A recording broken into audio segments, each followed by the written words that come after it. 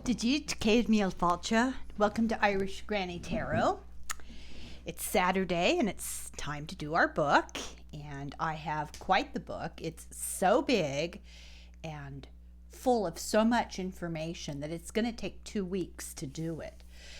Not every single day, but this Saturday and the next Saturday.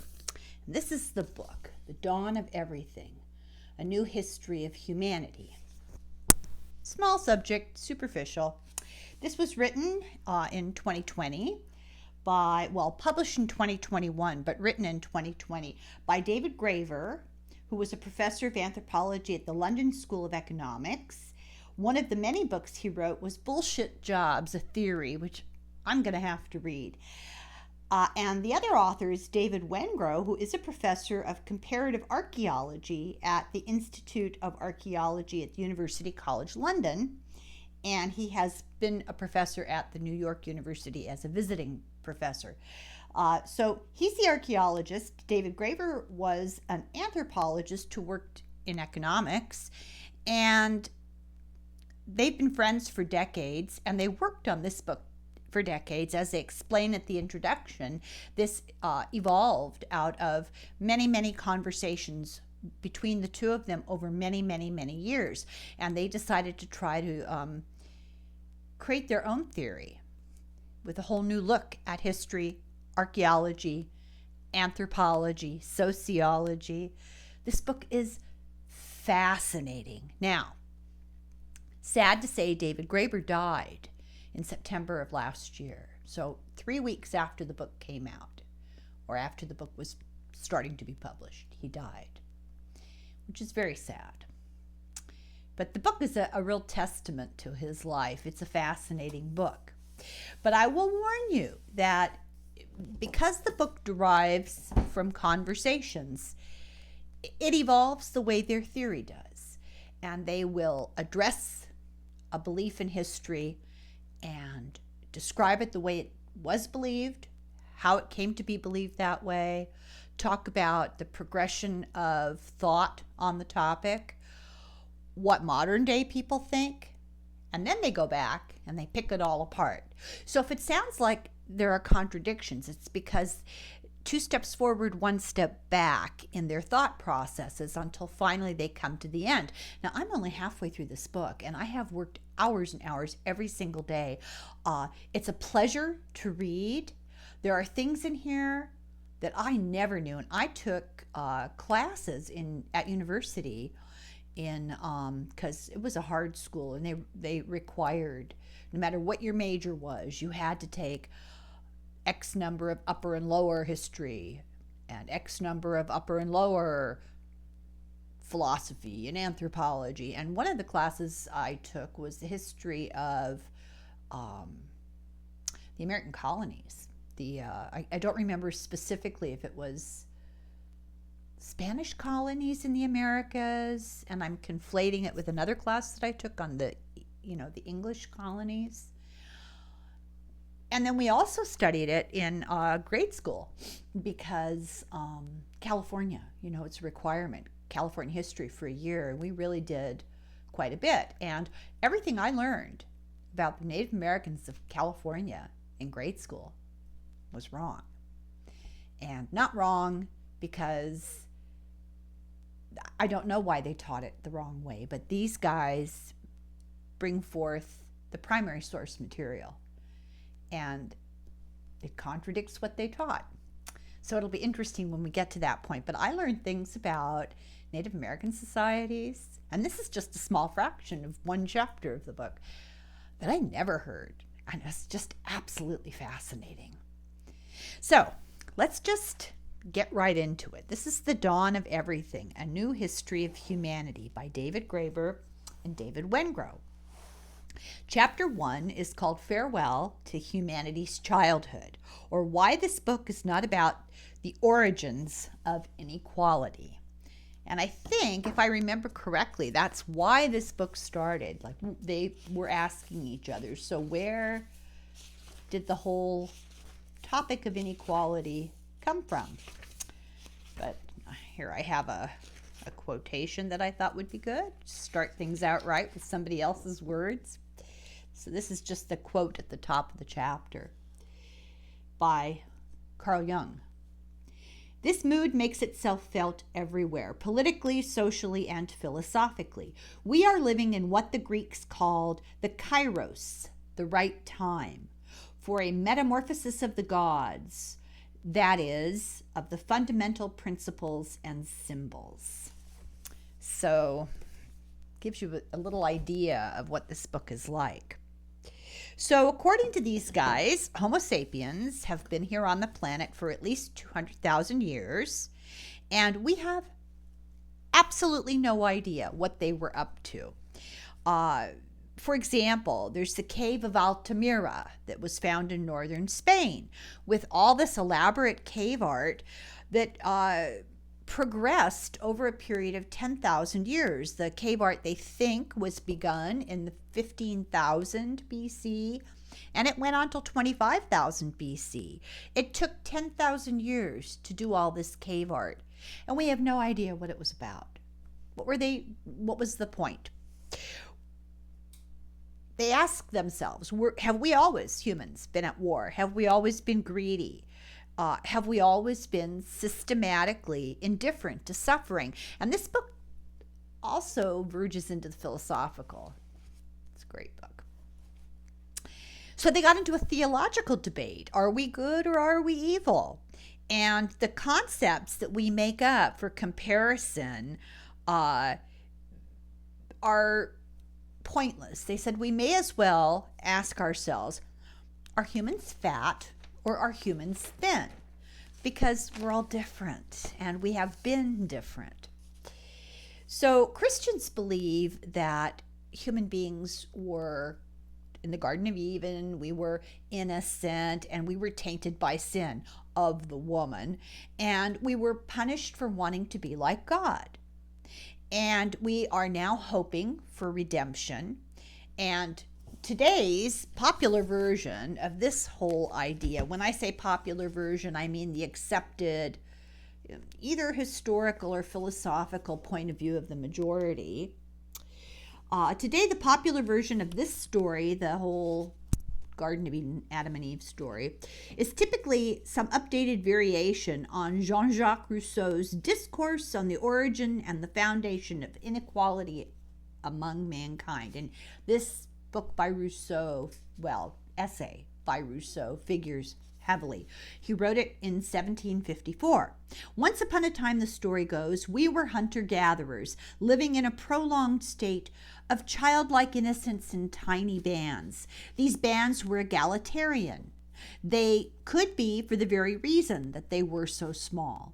It was only after the agricultural revolution, and this will be explained more, but it's an assigned title for an event in a time period. And then still more the rise of cities, that this happy condition of innocence came to an end, ushering in civilization and the state, which also meant the appearance of written literature, science, and philosophy, but at the same time almost everything bad in human life. Patriarchy, standing armies, mass executions, and annoying bureaucrats demanding that we spend much of our lives filling out forms. They're really pretty clever here. Of course, this is a very crude simplification, but it really does seem to be the foundation story that rises to the surface whenever anyone, from industrial psychologists to revolutionary theorists, says something like, quote, but of course human beings spent most of their evolutionary history living in groups of 10 or 20 people, or agriculture was perhaps humanity's worst mistake.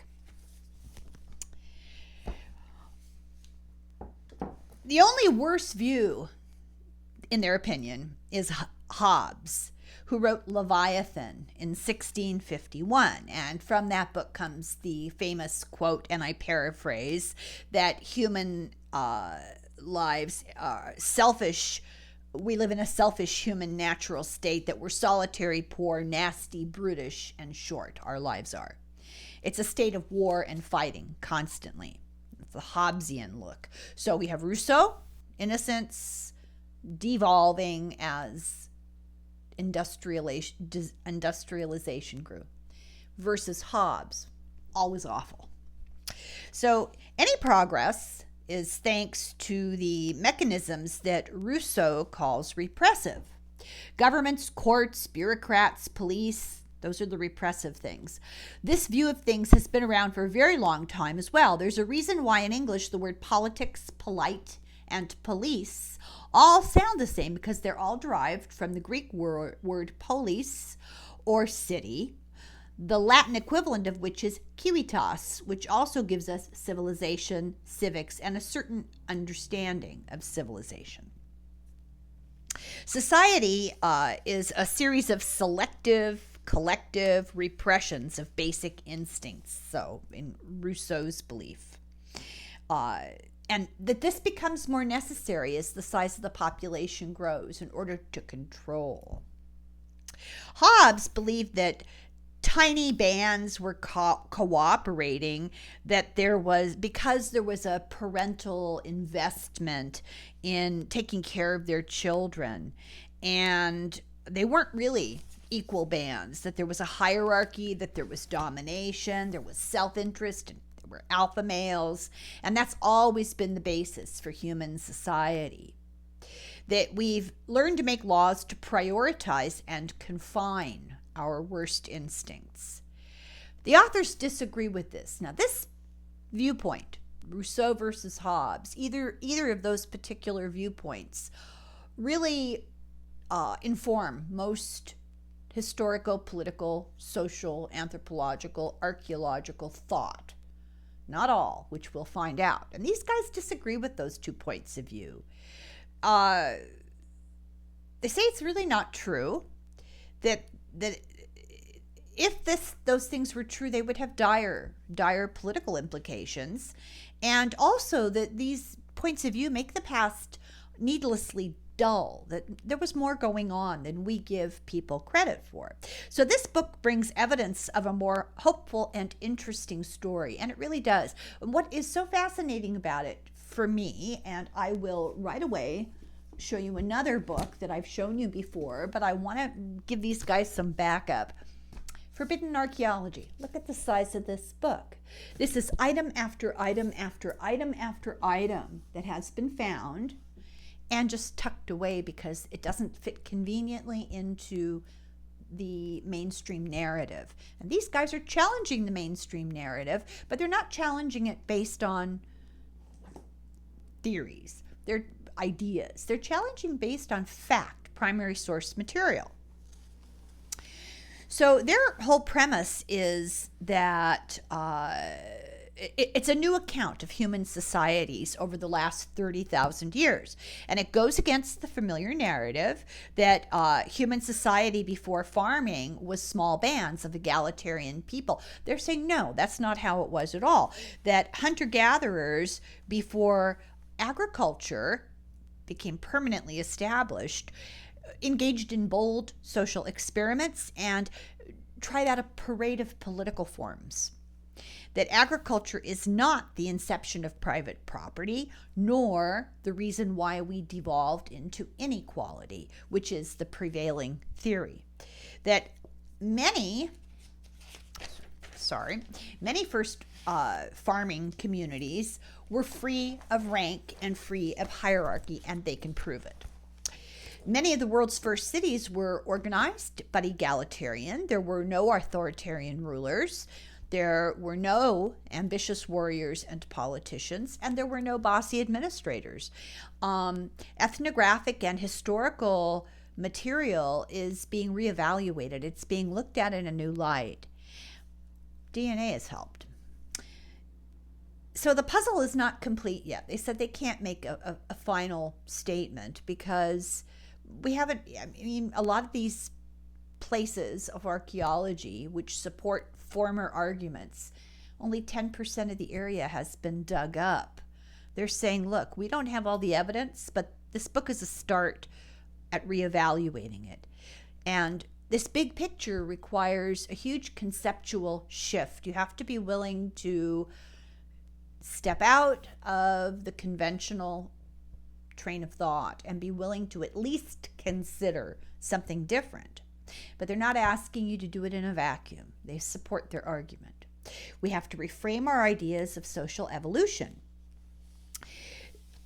it's pretty much accepted that people started out in small bands, that they were hunter-gatherers, they migrated, they wandered around, they followed the growing season, and they followed herds of animals. And that eventually, somehow, they discovered how to farm. And from there, they made settlements, usually close to bodies of water that made trade and travel easier. And that eventually, these things became huge, became urbanized. Eventually, I'm skipping tens of thousands of years, became industrialized. So this idea of this book, it's a backlash. This particular idea of these stepping stones of hierarchy from simple migrants to extremely sophisticated and complex urban industrialists, that whole concept was a backlash against people who criticized European civilization. And who were those people? They were the indigenous people of the Americas, who looked at European people who came and couldn't figure them out. And how do we know this? They left writing, debates with missionaries and traders and fur trappers and adventurers who lived with them, Jesuits who sent back tens of volumes of field reports from New France. We're going to get into this. It's just fascinating. So anyway, they're saying that we need to consider seriously outside the European canon of belief, and especially take seriously indigenous people who've been mythologized or ignored by Western philosophers, but not really listened to. And they've been stereotyped as, divine, the noble savage, or demonized as these wild, crazy, violent people. And there was something entirely different going on. And they said that it's very difficult when you want to swim against the prevailing historical currents, because keep in mind, as with many of the things that we've learned about UFOs, people invest their entire tenure, book publications, professional reputations, the respect of their fellow academics. They risk losing grants and research money. They're afraid to shake the status quo. But the whole belief system of Hobbes and Rousseau have dire political implications. The Hobbesian economic system, that people are nasty and selfish and cynical and ego-driven. They're not altruistic. They're not cooperative. They have an innate drive to accumulate stuff and for self-aggrandizement. Rousseau, on the other hand, believed that our fall from innocence to original sin really defined us, and that our system is unjust, but the most we can do is tinker with it and try to improve inequalities. It's kind of our own fault. We didn't start out that way, but women. So inequality is the have versus the have-nots, essentially. There's really no definition of social inequality. And it's agreed that there's really no meaningful solution. Part of the problem is the term is so vague, and it's the tool of technocratic reformers who have no real vision. And they'll spout facts and figures, things like the top 1% have 44% of the money. Well, but how do you change that? And the real question that they say that you should ask is not how do you change it, but why does wealth get translated into power? Is that a necessity? Does that always have to happen like that? If you have the most, does that immediately make you the most powerful? We're going to find out that may not be true. Or how do you get into a situation where your needs are not important? Some lives have more intrinsic worth. How does that happen?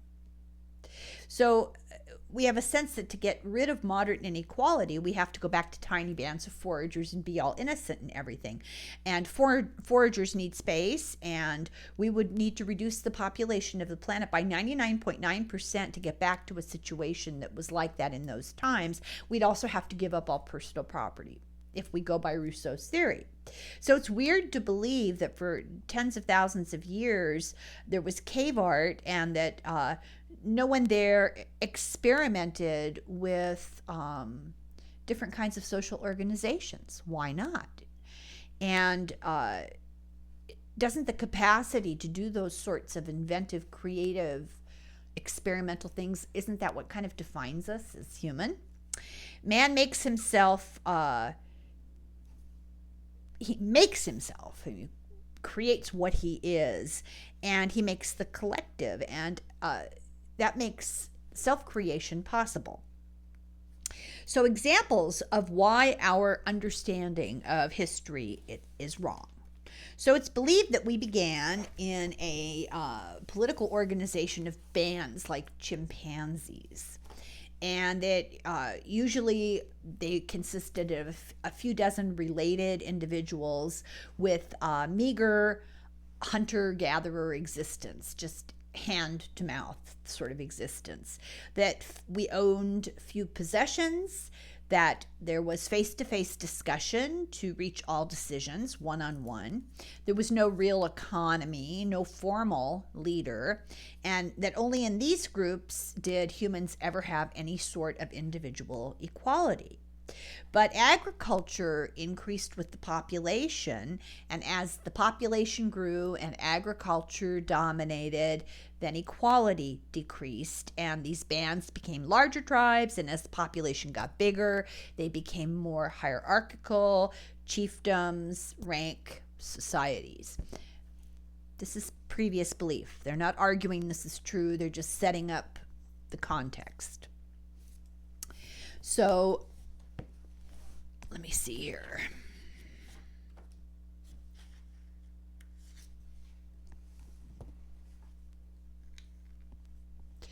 This is a quote from a guy who is a writer. He wrote "The World Until Yesterday, What Can We Learn from Traditional Societies?" That was written in 2012. Large populations can't function without leaders who make the decisions, executives who carry out the decisions, and bureaucrats who administer the decisions and laws. Alas, for all of you readers who are anarchists and dream of living without any state government, those are the reasons why your dream is unrealistic. You'll have to find some tiny band or tribe willing to accept you where no one is a stranger and where kings, presidents, and bureaucrats are unnecessary. 2 points. He doesn't define anarchists, but the formal definition of anarchy comes from the Greek, actually. It means without a leader. It doesn't mean chaos. It just means there is no leader, that you rule your own behavior. And this argument, they show how that's not true. It's so interesting. Let's see here. This belief that there has to be a leader, it's not based on scientific evidence. There's no reason to believe that small groups are likely to be egalitarian or that larger groups must be hierarchical. This is an assumption that we've made. And these are prejudices, and they're called the laws of history, but they are flawed. And now they discuss the pursuit of happiness. Rousseau is usually referred to as the truth, but one must not take the kind of research this is Rousseau. One must not take the kind of research which we enter into as the pursuit of truths of history, but solely as hypothetical and conditional reasonings, better fitted to clarify the nature of things than to expose their actual origin. So out of Rousseau's mouth himself, he's saying, hey, listen, I'm not telling you what's true and not true. I'm just playing mind games, intellectual games. And as we'll learn, this came from an essay that was entered as part of a contest. So suddenly became adopted as this great philosophical anthropological belief system, and it was just a thought game for Rousseau. So his ideas in his State of Nature were just to illustrate a point. They weren't to establish fact. Hobbes did the same thing, postulating that primordial human state was bellum omnium contra omnes, a war of all against all, and requiring an absolute sovereign power. These are people who actually didn't watch television all day and didn't play video games, so they had time to think, and when they were thinking, they put their ideas down. They did not believe that their ideas would become received truth. Hobbes was commenting on the English Civil War of the mid-17th century, which drove him to go to Paris in exile. Steven Pinker, famous name, I've heard it before, I wasn't sure where I'd heard it. He's a psychologist who says that violence today is much less than it was in early times of humans, that we live in an age of peace and security as a result of having sovereign states with control without within defined borders, as opposed to the anarchy of the past. And I do believe he's probably using the term anarchy here in the common usage, which is chaos. Not true. He believes that state origins, cities, began about 5,000 years ago as farmers settled and made the first governments. Pinker points to the discovery of the Iceman, a 5,000-year-old mummy-like guy who was found in 1991 with an arrow in him as evidence. That's evidence for his whole theory. But what about the discovery of Romito, too, who was a guy that was found who'd been buried 10,000 years ago with a genetic disorder? Now, I'm using terminology that comes from the original historical and archaeological paperwork, so please don't be offended. We're just using the terminology in the context of the time period, and no judgments, okay? So this guy was discovered, and he had the medical condition of dwarfism. His body indicates that despite his inability to hunt, which he would have been a very vulnerable member of society, and in a subsistence living, rough, difficult, warlike life, he would have been vulnerable to dying young or even being killed at birth because of his deformities, which happened in the Roman Empire all the time. He had been, obviously, from his burial, they were able to do things like look at his bones and evaluate the what's the word I want? The elements in his bones themselves. They were able to figure out what his diet had been and the kind of water he drank and his access to creature comforts. And they discovered that he had been extremely well cared for and that he actually had a very careful burial. He wasn't just abandoned somewhere, that it was an intentional, careful burial 10,000 years ago. And it shows that there was nurturing and caregiving. So that's something that we don't always assess possible of early people. But we know that it's very unusual at that time period for there to be elaborate burials. So, two contradictory ideas. What does that mean? It means that life was complex and that we don't give these people, they were people. We don't give them credit for the fact that they're people and not stereotypes. They're not all Fred Flintstone. Followers of Rousseau point to African foragers as their example of what the past was like. Hobbes preferred to point to the Yanomami. Now, the Yanomami were, in the 1960s, they were studied more by a guy called Chagnon. And they live in the rainforest in the Amazon, in Venezuela and Brazil at the border. They're called fierce. They're always described as fierce. But when they studied them, they realized, oh, they have a very low homicide rate.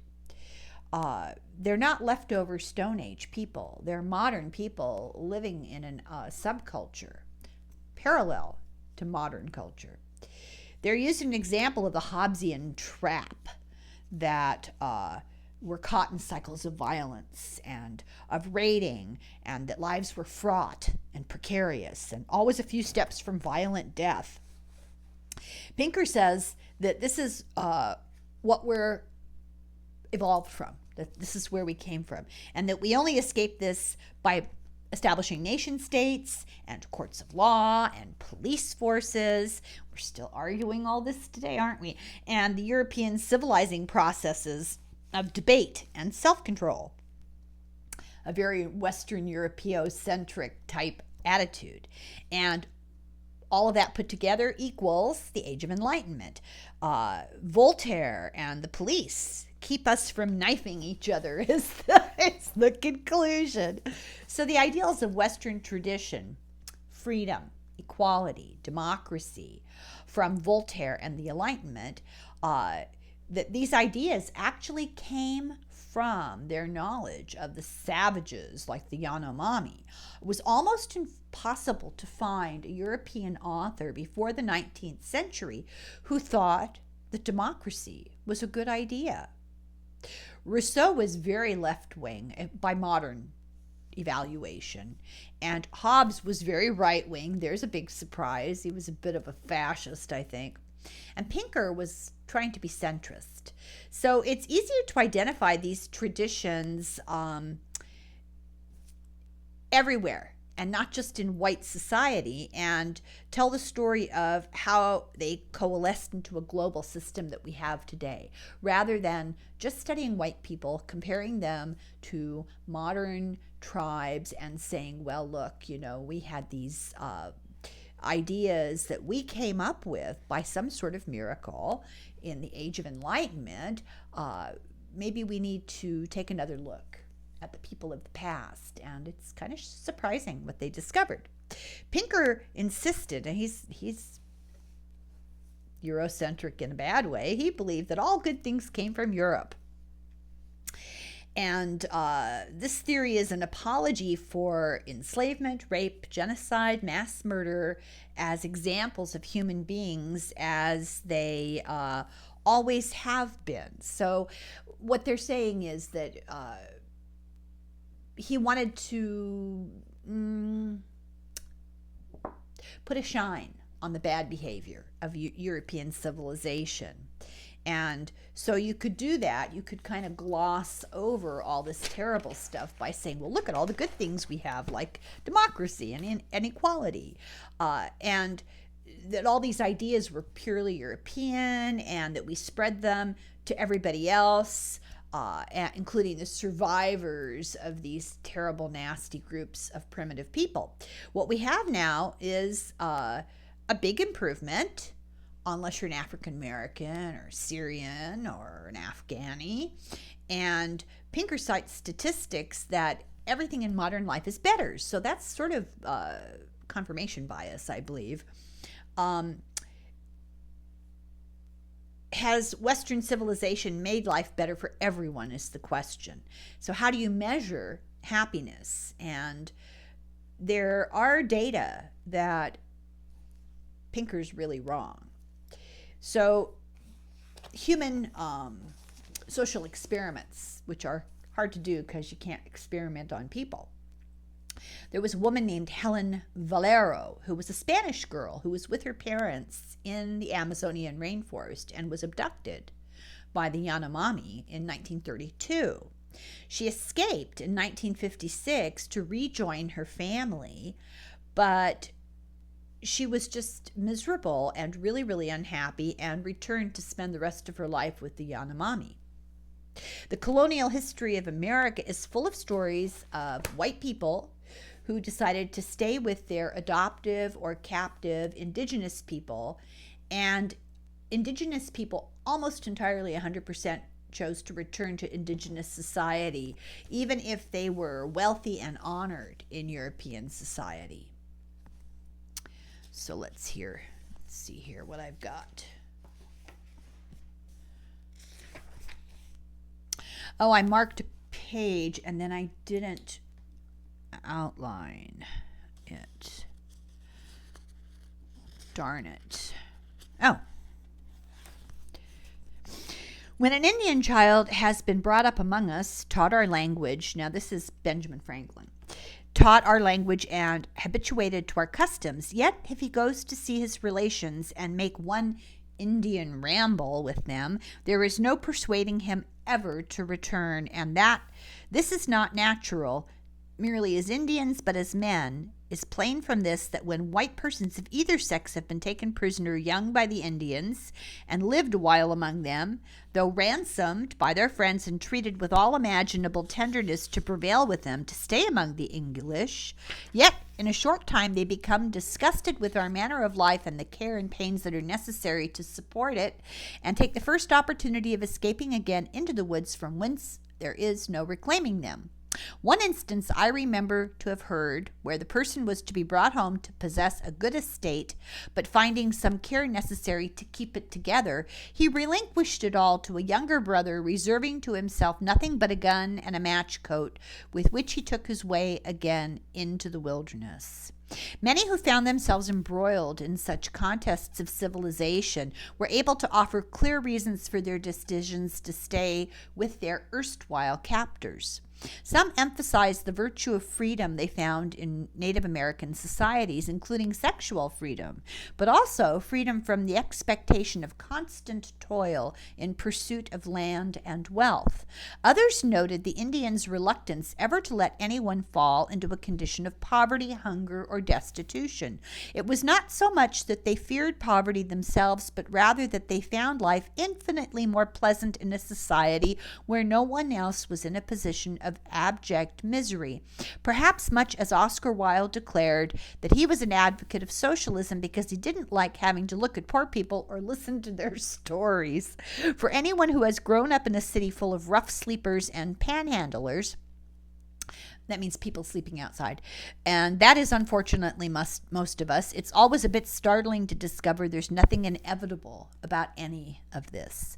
Still others noted the ease with which outsiders taken in by Indian families might achieve acceptance and prominent positions in their adoptive communities, becoming members of chiefly households or even chiefs themselves. Western propagandists speak endlessly about equality of opportunity.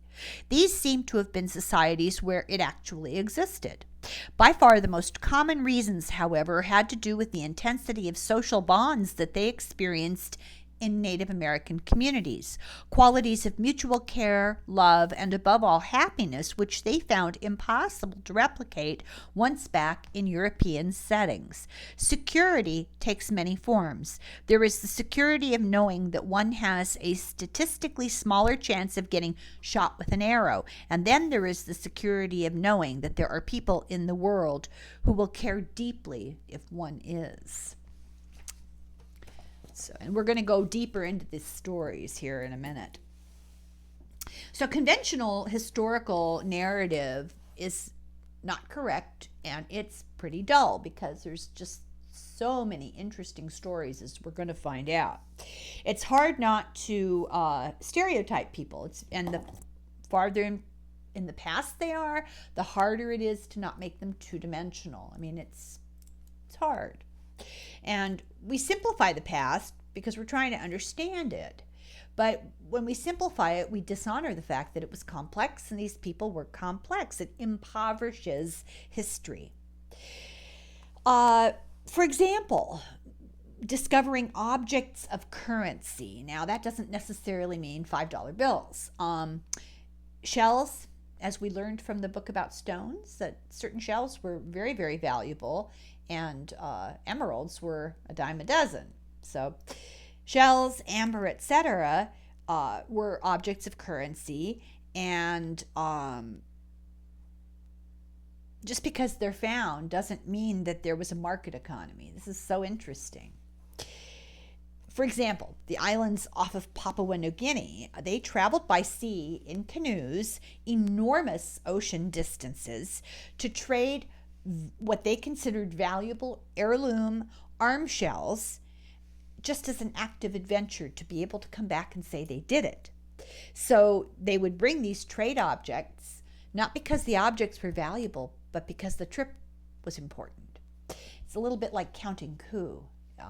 If you're familiar with that term. Now, this is just off the top of my head. I didn't look it up. It's not in the book, but this reminded me of that, where in some Native American tribes, they considered it an act of honor and bravery to be able to get close enough to your enemy to touch them and then get away unharmed. And you counted that as something to your honor, an act of bravery. So barter was often something on the page I can't get to, was often used to create friendship bonds, not because they were exchanging objects of value. It was used to create bonds. For example, Pacific Northwest natives had a ritual called potlatch, where they would exchange gifts. And it was all about proving your ability to give good gifts to people. And then they gave gifts back to you. And it was all about not the gift, it was about the giving and receiving. And then there's a thing called vision quests or dream quests. And they would dream that they were supposed to take an object somewhere very far away, and they would. Not because the object was valuable, but because they had a dream about it. And this is, I guess, common. And healers and entertainers would travel really far in these early societies. And kind of like the Chaucer, Canterbury Tales, like actors' troupes would travel really far during medieval times. Kind of the same idea. They'd go from community to community, and even if the communities weren't established in one spot permanently, these travelers and healers would kind of know how to meet up with people on the road, and they would often just exchange things as a memento of the occasion, or in thanks for healing or whatever. It doesn't mean that the objects were inherently of value. And another thing they talk about is intervillage gambling games, and keeping whatever was used as tokens of having won the game. Gambling was really enjoyed and valued, and it was fun to just amass your gambling wins. Very popular. And the book asks, what have we lost to the past, to history, that we just don't know? Obviously a lot. So now we're on chapter 2, Wicked Liberty, the Indigenous Critique of the Myth of Progress. This is so interesting. So Rousseau thinks that humanity went from innocence to technology, and with technology, complexity, and a form of enslavement. And history usually believes the great man theory, that in every age there is some extraordinary individual that comes with all the significant ideas and is able to speak for the entire age. Plato, Socrates, that kind of thing. And historians forget that there are many people, and that these great men may just have had the loudest voices in a debate, or other opinions didn't get recorded, or the records have been lost. And it's like pretending that Shakespeare invented English. There's lots of phrases in Shakespeare that he's given credit for having invented. But the truth is that when you really go back into the record, the historical record that is ignored, most of the things that he's given credit for were in common usage on the street. That he spoke a vernacular and didn't really invent things, and which is a popular belief in English literature. I learned it myself, and they cite examples of things that were said that he didn't invent, he used. So Rousseau's 1754 discourse that cemented his idea as the big thinker of his time, it was just a random submission to an essay contest, one of hundreds and hundreds of people who submitted to this contest. The Académie des Sciences, Arts et Belles-Lettres, the national contest in France, put out there for a prize, what is the origin of inequality? And he wrote his response to it. And it's not even this particular thing that he's so famous for, but we're going to go forward. So the question itself implies that people at the time believed that we have inequality, therefore there must have been a period of time where there was equality, and from which humanity moved into inequality.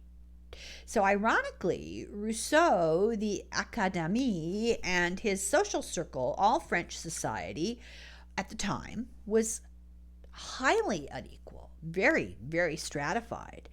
But they knew it was, and they knew it had not always been this way. They, were able to ask the question, why are we like this now? And in the Middle Ages, the rest of the globe saw Europe as an obscure backwater. They were, the New World, they knew Europe was there. They wanted nothing to do with them. They thought it was full of religious fanatics and not relevant to global trade or world politics. There was all sorts of stuff, thinking, class structures, social organizations, types of communities and economies going on all over the rest of the world. But Europe flips the picture and makes Western European civilization the template. European intellectuals were just rediscovering the ancients, and they knew almost nothing about global people who were fully aware that the Europeans were around.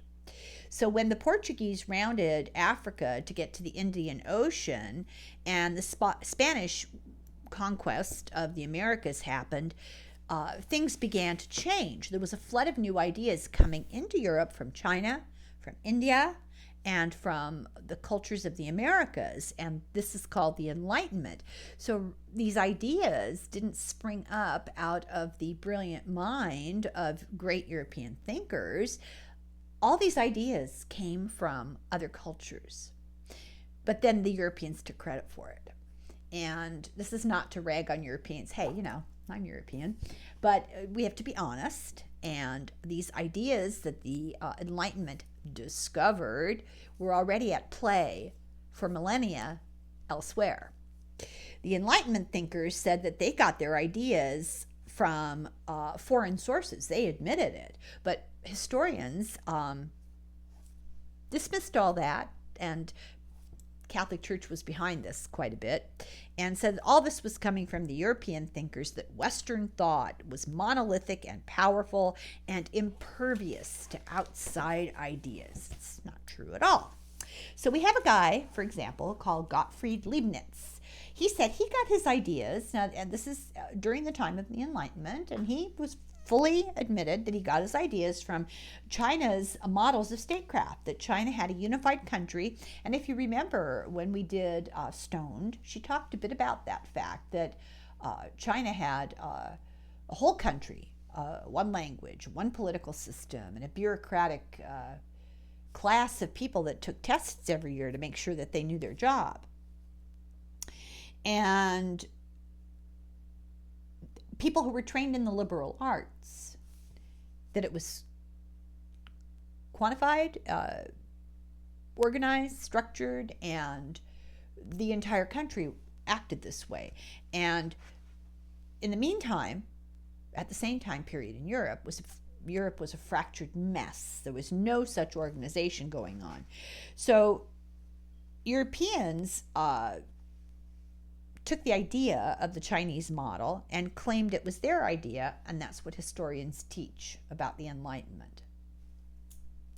Leibniz was brave to say that he was quoting the Chinese, because during the time period when this was going on, the church punished anyone who supported atheistic ideas, and these ideas were coming from, heathens, and it was a capital offense. You would be, executed. So the authors say, don't ask what were the origins of inequality. Ask what was the origin of the debate about inequality. Why did these people even start to argue about equality versus inequality? They lived in a horribly unequal, hierarchical European society. So why did this debate start?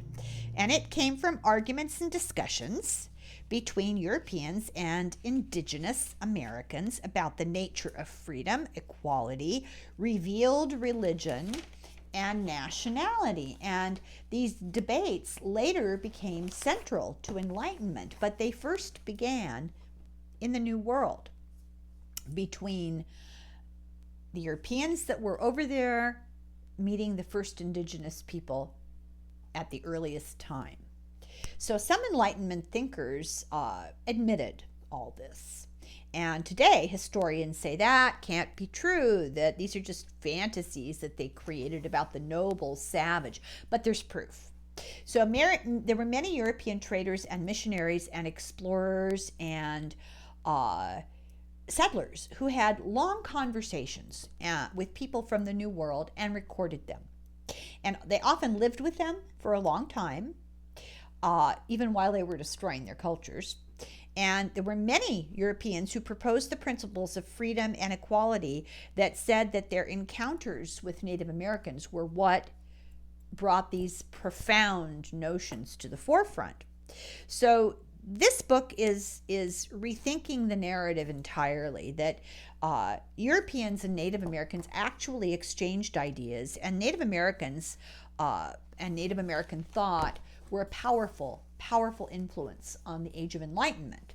And Native Americans were happy to critique European institutions and Europeans who took those institutions seriously. It was a shock. It was so big that an entire theory was made to refute the Native critique. When Europeans first heard their belief systems, the way they looked at God, the way they looked at their superiors, the way they ran their governments, and Native Americans were like, you guys are really wrong and really weird. The Europeans were horrified and offended.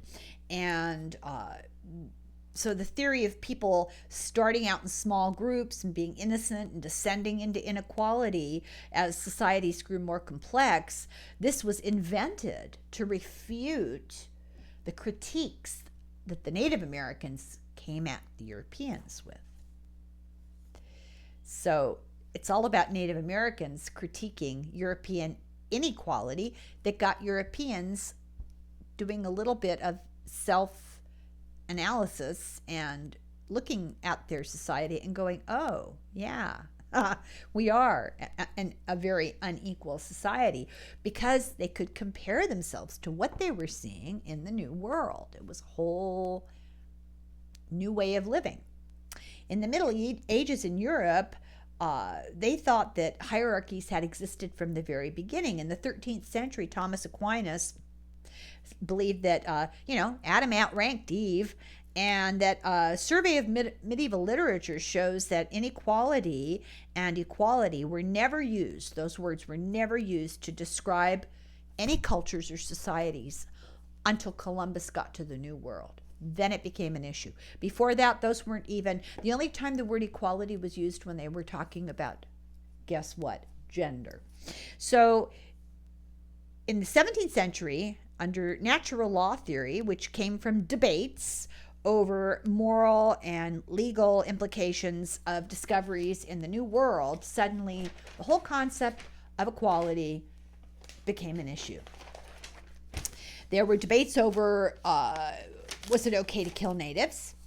Who, they weren't infidels because they'd never heard of Jesus, so they'd never had the opportunity to reject Christianity, so they technically weren't pagans. Well, they were pagans, but they weren't infidels. And the conquistadors figured out a solution. They would stand in front of the natives and they would read a Latin declaration calling on the Indians to convert, and then they attacked them. And some thought that they were less than human, and so it was okay to kill them. This was a different way of looking at it. But this was refuted. These debates went on, okay? And this was refuted because cannibals had institutions, and that they defended their institutions, and therefore God gave cannibals reason, and therefore cannibals must be human, so therefore Native Americans must be human. So the question is, what rights do all humans, no matter where, naturally have? And this opened the door to asking what people were like in a natural state before governments and institutions, etc., etc. So we see simple societies as simple, different, primordial. And earlier thinkers saw them as the vestiges of a fallen ancient civilization that had forgotten its more complex past, because they were rediscovering the Greeks and the Romans. They believed that every idea had been revealed by God at the beginning of time and that the flood wiped civilization out, but their society was trying to rediscover the ancients that were lost to the flood.